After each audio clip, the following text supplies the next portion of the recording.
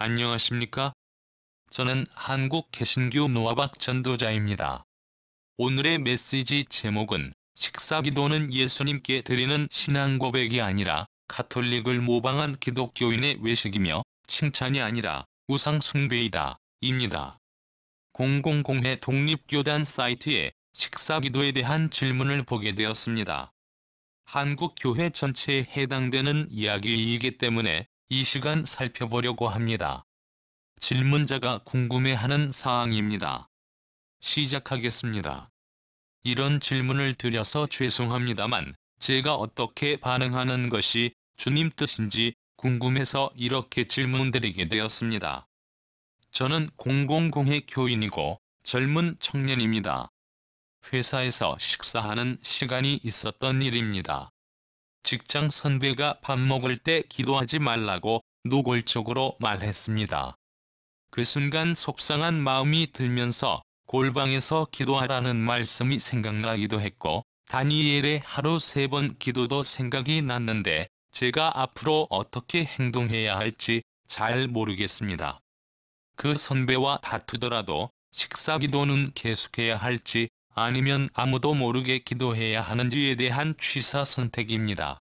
그리고 저는 그리스도인으로서의 자존심을 지키기 위해서 주먹질을 하지 않겠다고 다짐했는데 만약 어떤 자리에서도 식사기도를 계속하는 이런 행위가 주님의 뜻이라면 계속 식사기도를 하다가 다툼이 생기게 되는 경우 상대방에게 주먹질을 해도 되겠습니까? 이상 어느 기독 청년의 질문이었습니다. 000회 신앙상담자께서 답변을 주셨는데 일리가 있는 내용이 상당히 있긴 했지만 만족스럽지는 않았습니다. 질문자를 포함한 한국교회 그리스도인 여러분께서 집, 직장, 사업장, 식당 어디든 언제든 식사기도 실천 여부에 대한 궁금증이기 때문에 부족하지만 제가 답변을 드려보겠습니다. 결론부터 말씀드리자면 식사기도는 할 필요가 없다. 식사기도를 안 해도 되기 때문에 식사기도를 못하게 방해하는 사람을 폭행할 이유도 전혀 없다. 입니다. 그리스도인 사역자 여러분, 창조주 예수님께서 그리스도인의 식사전 기도를 들으시고 받으십니까? 도대체 식사기도를 누가 받습니까? 한 분 하나님께서 식사기도를 하라고 명령하셨는지 생각해 보십시오. 목사 그룹이 식사기도 질문을 받으면 무엇이라고 답변할 것 같습니까? 주기도문에도 식사기도 하라고 되어 있다. 오병이어 사건에서도 축사하셨다. 예수님의 십자가 대속전에 베푸신 피와 살을 기념하는 성만찬 때에도 포도주 잔과 떡을 들고 축복하며 감사기도 하시면서 제자들에게 나누어 주셨다. 식으로 말하면서 식사기도를 예수님께서 하셨으니까 우리 그리스도인도 해야 한다고 가르칠 것입니다. 모든 교회 예배에는 예배 순서라는 것이 있습니다. 구역 예배나 가정 예배 때에도 예배 순서가 있는데 이 예배 순서 하나하나를 창조주 예수님께서 받으시는지 안 받으시는지 잘 성경으로 따져보고 곰곰이 생각해 보셨으면 합니다. 11조와 각종 헌금을 받으십니까? 안 받으십니다. 우리의 지극 정성으로 바쳐드리고 올려드리는 온갖 예배와 기도 그리고 헌금 행위를 받으신다고 가르치는 목사는 자칭주의 총 직업 목사요 사꾼 목사입니다. 예수님께서 세우지 않은 자요 처음에는 세웠으나 타락하고 부패한 자입니다. 개신교의 친정집은 가톨릭입니다. 이상하게 들리십니까? 가톨릭 신자들은 가톨릭이 큰 집이고 개신교가 작은 집이라고 믿으며 개신교 사람들도 그렇게 믿는 이들이 있습니다. 큰 집이든 작은 집이든 친정집이든 좋을 게 하나도 없습니다. 식사 전 기도와 식사 후 기도는 중세 가톨릭 시대의 어느 수도원에서 창작해낸 종교적인 율법 수행의 하나로 출발했습니다. 식사하기 전에 잠깐 동안의 명상이나 기도가 없다면 생각 없이 절제 없이 식사를 많이 먹게 되는데 그 결과는 탐욕이 생기면서 식욕과 성욕으로까지 이어진다는 것입니다. 가톨릭에서는 식사 전 기도와 식사 후 기도를 하면서 자신들이 믿는 신에게 그 기도를 바친다고 생각합니다. 식사 전에는 복을 구하는 기도를 바치고 식사 후에는 감사 기도를 바칩니다. 개신교는 가톨릭의 교리 전통 중에 삼위일체와 삼위일체성 등은 원본 그대로 수용해서 공유하고 있지만 사도신경은 수정 및 삭제 등의 편집을 했고 미사는 예배로, 참회는 묵도로, 강론은 설교로, 강복은 축도로 용어를 고쳐서 사용합니다. 신부 가운을 모방하여 목사들도 가운을 입고 미사의 성찬상을 예배의 강대상으로 모방했습니다.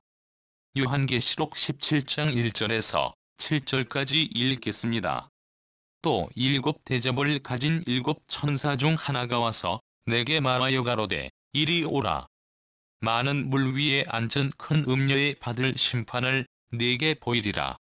땅의 임금들도 그로 더불어 음행하였고 땅에 거하는 자들도 그 음행의 포도주에 취하였다 하고 곧 성령으로 나를 데리고 광야로 가니라. 내가 보니 여자가 붉은 빛 짐승을 탔는데 그 짐승의 몸에 참남된 이름들이 가득하고 일곱 머리와 열 뿔이 있으며 그 여자는 자줏빛과 붉은빛 옷을 입고 금과 보석과 진주로 꾸미고 손에 금잔을 가졌는데 가증한 물건과 그의 음행에 더러운 것들이 가득하더라. 그 이마에 이름이 기록되었으니 비밀이라 큰 바벨론이라 땅의 음녀들과 가증한 것들의 어미라 하였더라. 또 내가 보매 이 여자가 성도들의 피와 예수의 증인들의 피에 취한지라. 내가 그 여자를 보고 기이히 여기고 크게 기이히 여기니 천사가 가로되 왜 기이히 여기느냐? 내가 여자와 그의 탄바 일곱 머리와 열 뿔 가진 짐승의 비밀을 네게 이르리라. 큰 음녀, 큰 바벨론, 땅의 음녀들과 가증한 것들의 어미는 가톨릭을 상징한다고 보는 견해가 매우 많습니다. 개신교는 큰 음녀, 가톨릭의 딸이라고 생각하면 됩니다. 교회가 정한 모든 예배의 의식 순서, 묵도와 묵도송, 삼일체송, 사도신경, 대표기도, 공헌시간, 헌금 축복기도, 주기도문, 축도 등을 비롯하여 교회, 가정, 직장, 사업장 등의 식사기도를 받지도 듣지도 않으시고 더럽게 여기십니다. 창조주 예수님께서 부탁하시는 말씀은 이것입니다. 예레미야 33장 2절 3절 말씀. 이를 행하는 여호와, 그것을 지어 성취하는 여호와, 그 이름을 여호와라 하는 자가 이같이 이르노라. 너는 내게 부르짖으라. 내가 네게 응답하겠고 네가 알지 못하는 크고 비밀한 일을 네게 보이리라. 마태복음 4장 15절에서 17절까지와 23절에서 25절까지의 말씀. 스불론 땅과 납달리 땅과 요단강 저편 해변길과 이방의 갈릴리여. 흑암에 앉은 백성이 큰 빛을 보았고 사망의 땅과 그늘에 앉은 자들에게 빛이 비추었도다 하였느니라. 이때부터 예수께서 비로소 전파하여 가라사대 회개하라 천국이 가까웠느니라 하시더라.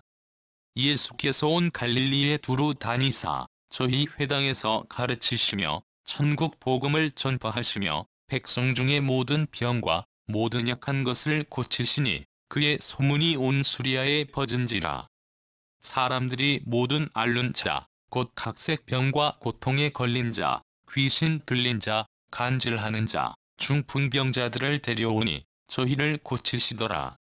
갈릴리와 데가볼리와 예루살렘과 유대와 요단강 건너편에서 허다한 무리가 쫓으니라.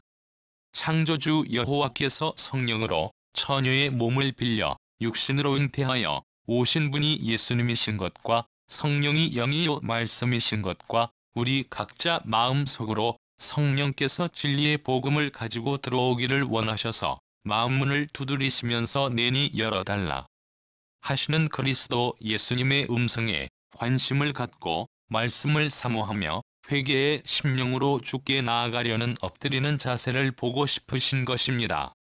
그런데 식사기도 외식 행위로 예수 잘 믿는 표를 삼고 11조 및 각종 헌금을 갖다 바치면 하늘에 고스란히 쌓인다고 믿고 있으며, 이런 종교 행위를 잘하기만 하면 창조주 예수님께서 저축을 하지 않아도 무에서 유를 창조하여 우리가 돈이 필요할 때마다 초자연적으로 채워주시는 분이시다. 걱정하지 말아라. 목사 그룹이 이런 거짓말을 밥 먹듯이 해도 아멘하는 것을 보면 정말 미치고 팔짝 뛰겠습니다. 제가 무려 30년 동안이나 그렇게 살았기 때문에 여러분들도 속지 말라고 신신당부하는 것입니다. 그것만 있습니까? 영원히 죽지 못하고 불 속에서 지글지글 태우는 유황불지옥은 세상 종교마다 있는 권선징악의 신이 그렇게 할 것이라고 하는 타종교의 철학적 내세 교리를 기독교 안으로 가만히 끌어들여와서 성도들을 교회 종살이 목적에 이용하려고 협박 공갈용 교리로 짓거려대는 것을 볼 때 정말 한심한 자들이라는 생각을 하게 되었습니다. 가짜 유황불지옥에서 벗어나는데 걸린 세월이 무려 40년이나 됩니다. 목사들이 거짓말을 얼마나 잘하는지 아십니까? 개신교 교단 교리를 맹신하게 하기 위하여 우리와 다르면 이단이니 상종하지도 말라고 단단히 입단속시킵니다. 결론을 맺으려 합니다. 식사기도라는 단어를 아무 포털이나 구글, 유튜브 등 검색창에다 쳐보십시오. 가관입니다. 어느 목사 설교를 들으니까 식사기도는 우리의 기본적인 신앙 고백이라고 했습니다. 오늘 처음 보았는데 아이들을 위한 식사기도성도 있습니다. 자라나는 아이들 수준에 맞는 노래인데 여럿이 합창으로 부르면 정말 예쁘고 귀엽습니다. 그럼에도 저 역시 과거의 식사기도 빼먹는 죄를 짓지 않기 위해서 머리 숙여 내가 그리스도인 신부님을 드러내려 부단히 노력했었고 식사에 대한 진짜 감사도 많이 했으며 하기 싫을 때는 평소의 기도 제목을 아려는 시간으로도 넉넉하게 활용했습니다. 밥상 앞에서 기도하니까 기도발이 세져서 하늘 보좌에 상달되는 기분도 많이 들었습니다. 아무튼 한국인은 음식 차려진 상만 보면 절하고 싶고 기도하고 싶은 마음이 저절로 생겨나는 것 같습니다.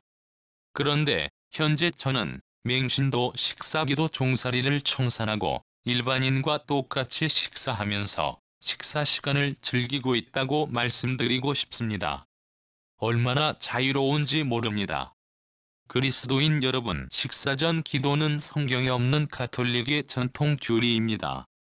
그리스도인 누구라도 식사 전 기도를 해야 한다는 성경적인 요구가 없습니다. 이것을 오늘부터 기억해 주시고 타인의 공통적인 지적질처럼 밥상 앞에서 재수없이 머리 숙이고 시부렁대는 식사기도 따위는 당장 집어치우십시오. 식사기도는 가톨릭과 같은 이교도가 행하는 우상 숭배인데 개신교가 끌어들여와 회중이 행하도록 한 우상 숭배입니다. 가톨릭 신자가 식사 전 기도와 식사 후 기도를 하는 것은 당연히 실천해야 할 교리이지만 성경을 믿어 거듭난 그리스도인이 행하는 것은 도리어 죄가 됩니다. 저는 이 말씀을 분명하게 전해드렸으니 제발 아무것도 하지 마십시오.